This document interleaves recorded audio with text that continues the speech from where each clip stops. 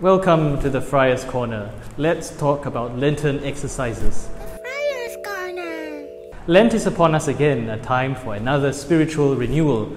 If you haven't decided on what kind of spiritual exercises you're going to undertake for Lent, then maybe this video is for you.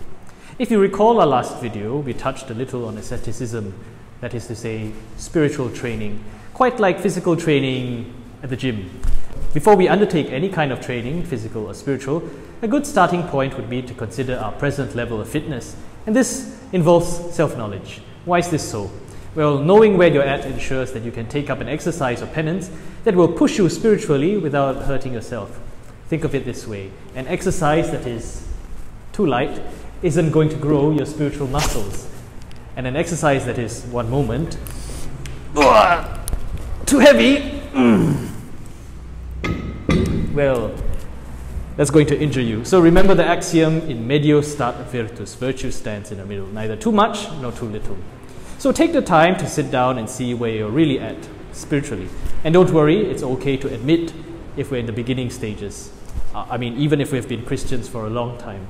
When we know where we are, we can then decide on what kind of spiritual exercise or penance to undertake for Lent. And here we can think of spiritual exercises in two types, the negative exercises and the positive exercises.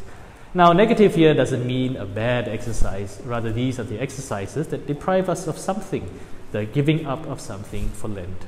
This is a good opportunity for us to practice the virtue of temperance, which moderates the use of legitimate pleasures. As a wise priest once told me, someone who does what he's allowed to do all the time will soon find himself doing something he's not allowed to do some of the time.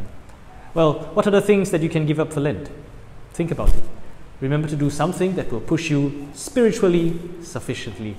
In terms of positive exercises, these are the opposite of deprivation. For example, a formator once found out that I hated eating tomatoes, and well, needless to say, I was given tomatoes during Lent. So what kind of positive penances that you can take on? Think about it again. These are also opportunities for us to undertake charitable acts for others, like almsgiving. Christmas isn't the only season for giving. In all these practices and exercises, remember to leave room for grace to operate. After all, unless the Lord builds the house, in vain will the builders labor. Here's wishing all of you a very blessed and holy Lent.